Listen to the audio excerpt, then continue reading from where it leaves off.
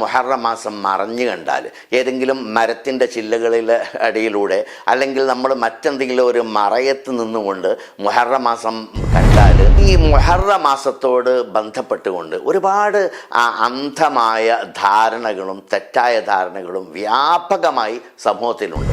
പല വിധത്തിലുള്ള പരീക്ഷണങ്ങളിൽ നിന്ന്, ആപത്ത് മുസീബത്തുകളിൽ നിന്ന് അവർക്ക് രക്ഷപ്പെട്ടു പോകുന്നതും ഈ പരിശുദ്ധ മുഹറം മാസത്തിലാണ്. ഒരു പ്രധാനപ്പെട്ട കാര്യങ്ങളൊന്നും ചെയ്യാൻ പാടില്ല. അത് ഒരു അപലക്ഷണമാണ്, നഹസാണ്, അതുകൊണ്ട് അത് ബറക്കത്തുണ്ടാവില്ല എന്നൊക്കെ ഒരു വളരെ വേരോട്ടം വെച്ച ചില ധാരണകൾ സമൂഹത്തിൽ വല്ലാതെ വ്യാപകമാണ്. കുടുംബാംഗങ്ങൾക്ക് ഭക്ഷണ കാര്യങ്ങളിൽ വിശാലത ചെയ്താൽ ആ വർഷം മുഴുവനും അവനക്ക് ഭക്ഷണ വിഭവങ്ങളിൽ വിശാലത ഉണ്ടാകും. പരിശുദ്ധ മുഹറം മാസം എന്നത് മഹാനായ തിരുനബി സല്ലല്ലാഹു അലൈഹി വസല്ലം തങ്ങൾ മുഹറം മാസത്തെ വിശേഷിപ്പിച്ചത് ഷഹറുല്ലാഹിൽ മുഹറം എന്ന. നമ്മളിപ്പോൾ ബൈത്തുള്ള എന്ന് പറയുമ്പോൾ നമ്മൾ ഹറമിനൊക്കെ എത്ര പ്രാധാന്യത്തോടെ, എത്ര ആദരവോടെ, എത്ര ബഹുമാനത്തോടെ നമ്മൾ കാണുന്നത്. അതേപോലെ തന്നെ അള്ളാഹുവിനോട് ചേർത്താണ് പറയുന്നത് ഷഹറുള്ള, അള്ളാഹുവിൻ്റെ മാസം എന്ന. അപ്പോൾ അള്ളാഹു 12 മാസവും അള്ളാഹുവിൻ്റെ തന്നെ. പക്ഷെ ഈ മാസം മാത്രം അള്ളാഹുവിനോട് ചേർത്ത് പറയുമ്പോൾ നമുക്ക് ഊഹിക്കാം എന്തോ ഒരു പ്രത്യേകത അതിനുണ്ട് എന്ന്.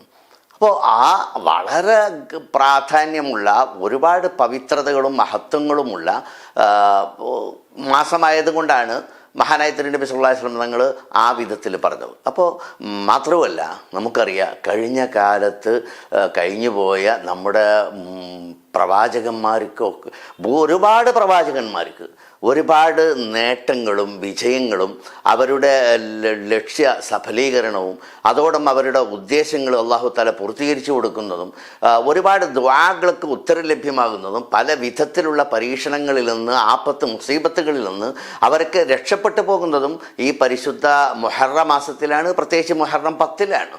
വളരെ പുണ്യമുള്ള, വലിയ മഹത്വമുള്ള ദിനരാത്രങ്ങളാണ് പരിശുദ്ധ മുഹറത്തിലെ ദിനരാത്രങ്ങൾ എന്ന് പറയുന്നത്. ഇപ്പോൾ മഹാനായ തിരുനബി സല്ലല്ലാഹു അലൈഹി വസല്ലമയോട് ഒരു സഹാബി ചോദിച്ചല്ലോ, അഫ്ളൽ സൗമി ബഅദ റമളാൻ, റമളാൻ കഴിഞ്ഞാൽ നബിയെ, പ്രവാചകരെ, ഏറ്റവും പുണ്യമുള്ള നോമ്പ് ഏതാണ്? ഉടനെ മഹാനായ റസൂലുള്ളാഹി സ്വല്ലല്ലാഹു അലൈഹി വസല്ലം പറഞ്ഞത് അത് ഷഹറുല്ലാഹിൽ മുഹറം, പരിശുദ്ധമായ മുഹറം മാസത്തിലെ നോമ്പിനാണെന്ന്. ഇപ്പം മുഹറം 10-ന് നമ്മൾ ഒരു നോമ്പെടുത്താൽ സുബ്ഹാനല്ലാഹ്, എത്രമാത്രം പ്രതിഫലം അള്ളാഹു നമുക്ക് വാരിക്കോരി നൽകുന്നത്. കാരണം ഒരു വർഷത്തെ ദോഷങ്ങൾ മുഴുവനും പൊറുക്കപ്പെട്ടു പോകുമെന്നാണ് തിരുനബി സല്ലല്ലാഹു അലൈഹി വസല്ലം പറഞ്ഞത്. യുകഫിറു സനത്തൽ മാളിയ, കഴിഞ്ഞുപോയ ഒരു വർഷത്തെ ദോഷങ്ങളൊക്കെ പൊറുക്കുമെന്ന് തിരുനബി സല്ലല്ലാഹു അലൈഹി വസല്ലം പറഞ്ഞതാണ്. അപ്പം നമുക്ക് നല്ല ഒരു സുവർണാവസരം. നമ്മൾ നോമ്പെടുക്കണം, നമ്മുടെ ബന്ധപ്പെട്ടവരെ കൊണ്ട് നോമ്പെടുപ്പിക്കണം, നമ്മൾ കുട്ടികളെ കൊണ്ട് നോമ്പെടുപ്പിക്കണം. കാരണം എല്ലാവർക്കും ഈ പ്രതിഫലവും ലഭ്യമാകട്ടെ.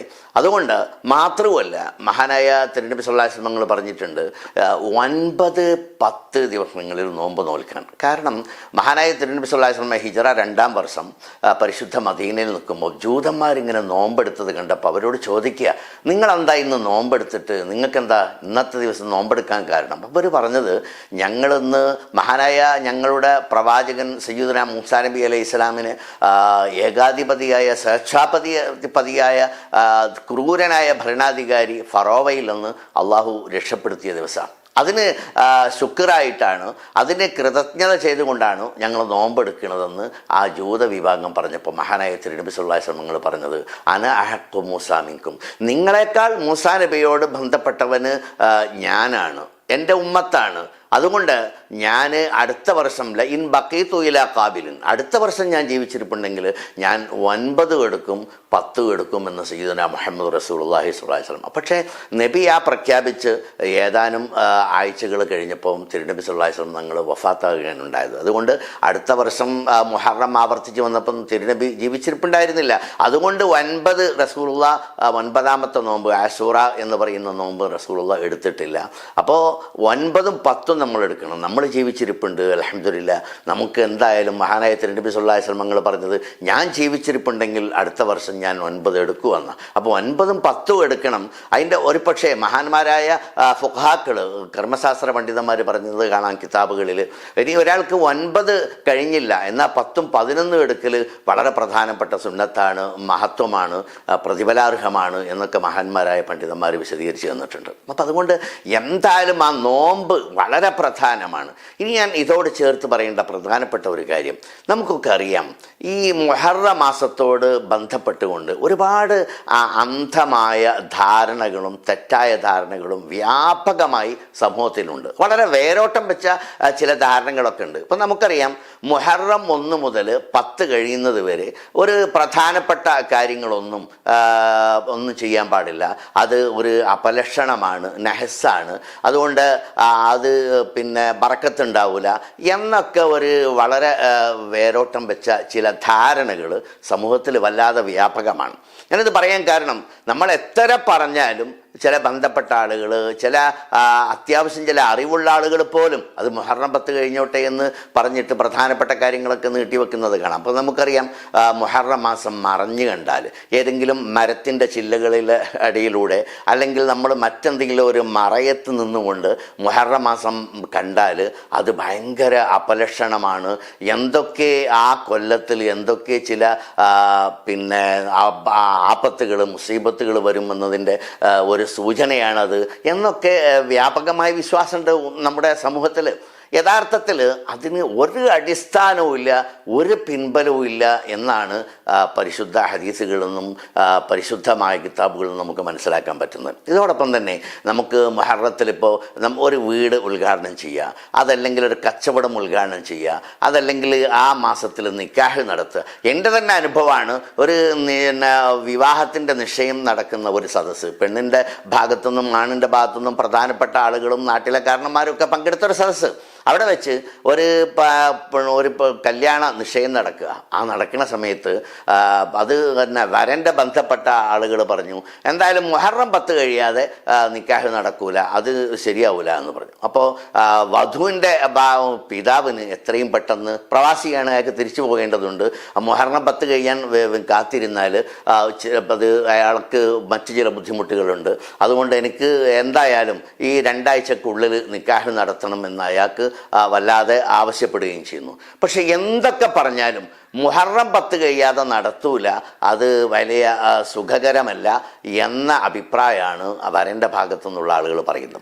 അപ്പോൾ നമ്മൾ അങ്ങനെ ഒരുപാട് സംഭവങ്ങൾ കാണാം സമൂഹത്തിൽ. ഒരടിസ്ഥാനവും അതിനില്ല, ഒരു പിൻബലവും അതിനില്ല എന്ന് അവസരോചിതമായി ഓർമ്മപ്പെടുത്തുകയാണ്. ഇതോടൊപ്പം തന്നെ ഞാൻ ഓർമ്മപ്പെടുത്തട്ടെ, നമുക്കുള്ള ഒരു ഇടയിലുള്ള ഒരു അന്ധമായ ധാരണ ഉണ്ട്. ഇപ്പം നമുക്ക് ഒരു പൂച്ച ക്രോസ് ചെയ്താൽ ആ ഒരു അപലക്ഷണമാണ്. ഇപ്പം നമ്മളൊരു യാത്ര, ഒരു ചെറുതോ വലുതോ ആവട്ടെ, നമ്മൾ ഇറങ്ങിത്തിരിക്കുമ്പോൾ പെട്ടെന്നൊരു പൂച്ച ക്രോസ് ചെയ്തു പോയാൽ, അതും ഒരു കരിമ്പൂച്ചയാണെങ്കിൽ, കറുത്ത പൂച്ചയാണെങ്കിൽ എന്തായാലും കടുത്ത അപകടം ഉണ്ടാകുക എന്നൊരു ധാരണ ഉണ്ട് സമൂഹത്തിലൊക്കെ. അപ്പോൾ ചില ആളുകളൊക്കെ എന്തെങ്കിലും ഒരു പ്രധാനപ്പെട്ട കാര്യങ്ങളൊക്കെ ഇറങ്ങിത്തിരിക്കുമ്പോൾ ഒരു പൂച്ച ക്രോസ് ചെയ്തു പോയാൽ ആ യാത്ര തൽക്കാലം മാറ്റി വെക്കൊരു പതിവുണ്ട്.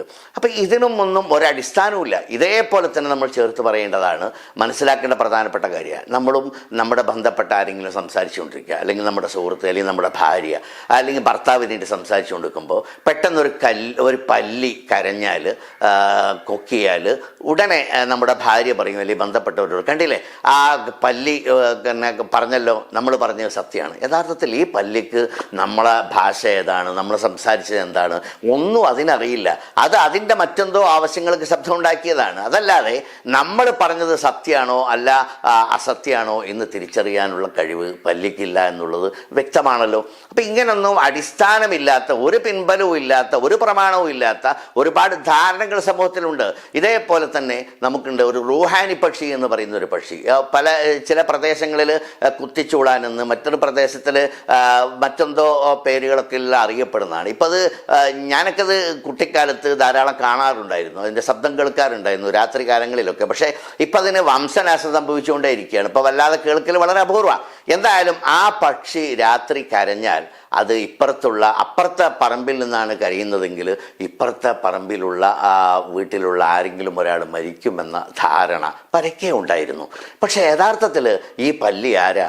മഹാനായ റൂഹിനെ പിടിക്കാൻ ഏൽപ്പിക്കപ്പെട്ട ഇസ്രായേൽ അലൈഹി ഇസ്ലാമിൻ്റെ PA ആണോ, സെക്രട്ടറി ആണോ? എന്തൊരു കടുത്ത അന്ധമായ ധാരണയാണ്. യഥാർത്ഥത്തിൽ അങ്ങനെ ഒരു വിശ്വാസവും നമുക്കുണ്ടാകാൻ പാടില്ല. ഒരു പിൻബലം ഇല്ലാത്തതാണ്, ഒരു പ്രമാണവും ഇല്ലാത്തതാണ്, അത്തരം കാര്യങ്ങൾ ഒരു അടിസ്ഥാനവും ഇല്ലാത്തതാണ്, ഉറപ്പിച്ച് നമുക്ക് പറയാൻ പറ്റും. അതുകൊണ്ട് അത്തരം അന്ധമായ ധാരണകൾ, കാക്ക ഏതെങ്കിലും നമ്മുടെ വീടിൻ്റെ മുൻഭാഗത്തെ മരച്ചില്ലയിലിരുന്ന് കാക്ക കരഞ്ഞാൽ കുറുകിയാൽ അന്ന് വിരുന്നുകാർ വരും, അങ്ങനെയൊക്കെ ഒരുപാട് ധാരണയല്ലേ. ഒരു മൈനയെ കണ്ട ദുഃഖമാണ്, 2 മൈനയെ കാണുന്നതെങ്കിൽ സന്തോഷമാണ്, ഇങ്ങനെയൊക്കെ പൊതുധാരണ. യഥാർത്ഥത്തിൽ ഒരു മൈനനെ കണ്ട ദുഃഖം നമുക്കല്ല, കാണുന്നവർക്കല്ല, മൈനക്ക അതിൻ്റെ ഇണയെ കാണാത്തത് കൊണ്ട്. ഇപ്പം അതേപോലെ തന്നെ ഞാൻ നേരത്തെ പറഞ്ഞ പോലെ പൂച്ച ക്രോസ് ചെയ്ത് പോകുന്നത് ആ പൂച്ചൻ്റെ എന്തെങ്കിലും ഭക്ഷണത്തിന് വേണ്ടിയോ അല്ലെങ്കിൽ മറ്റേതെങ്കിലും അതിൻ്റെ ഇണകളെ കാണാത്തത് കൊണ്ടോ അതല്ലെങ്കിൽ മറ്റെന്തോ വിശന്നുകൊണ്ടോ അതിൻ്റെ ആവശ്യത്തിന് അല്ലെങ്കിൽ ശത്രുക്കളെ പേടിച്ചിട്ടോ ആണ് അത് ഓടുന്നത്. അത് ഈ പോകുന്ന ആൾക്ക് എന്തോ ദുരന്തം വരാനുണ്ട് എന്ന അപകട സൂചന തരികയല്ല അത് ചെയ്യുന്നത്. അപ്പം ഇത്തരം അന്ധമായ ധാരണകൾ നമ്മൾ തിരുത്തണം. അതുകൊണ്ട് പരിശുദ്ധ മുഹറം മാസം എന്ന് പറയുന്നത് വലിയ പവിത്രതയുള്ള, കഴിഞ്ഞകാല എത്രയെത്ര പ്രവാചകന്മാർക്കാണ് എന്തൊക്കെ നേട്ടങ്ങളും വിജയങ്ങളും ഉണ്ടായതാണ്. അതുകൊണ്ട് നമ്മൾ ഈ പരിശുദ്ധമായ മുഹറം മാസത്തിൽ പ്രത്യേകിച്ച് 10-ാമത്തെ രാവിലെ ദുആക്ക് ഉത്തരവുള്ള ഒരുപാട് മുഹൂർത്തങ്ങളുണ്ട്. മുഹറം 10-ന് നമ്മുടെ കുടുംബത്തിന്, നമ്മുടെ മക്കൾക്ക്, നമ്മുടെ ഭാര്യയ്ക്ക്, നമ്മുടെ ഉമ്മ, നമ്മുടെ ഉപ്പ, ബന്ധപ്പെട്ട കുടുംബാംഗങ്ങൾക്ക് ഭക്ഷണ കാര്യങ്ങളിൽ വിശാലത ചെയ്താൽ ആ വർഷം മുഴുവനും അവനക്ക് ഭക്ഷണ വിഭവങ്ങളിൽ വിശാലത ഉണ്ടാകുമെന്ന് തിരുനബി സല്ലല്ലാഹു അലൈഹി വസല്ലം പഠിപ്പിച്ചിട്ടുണ്ട്. അപ്പം നമ്മുടെ കൂട്ടുകുടുംബങ്ങൾക്ക് ആ മുഹറം 10-ന് നല്ല വിഭവങ്ങളും കാര്യങ്ങളൊക്കെ ഉണ്ടാക്കി നമ്മുടെ സാമ്പത്തിക പരിധിക്കുള്ളിൽ നിന്നുകൊണ്ട് നല്ല നല്ല വിഭവങ്ങൾ ഉണ്ടാക്കി അവർക്ക് ഇഷ്ടപ്പെട്ട വിഭവങ്ങൾ ഉണ്ടാക്കി കൊടുക്കണമെന്ന് മഹാന്മാർ നമുക്ക് പഠിപ്പിച്ചിട്ടുണ്ട്. വാഖിറു ദഅ്വാന അനിൽ ഹംദുലില്ലാഹി റബ്ബിൽ ആലമീൻ. അസ്സലാമു അലൈക്കും വറഹ്മത്തുള്ളാഹി വബറകാതുഹു.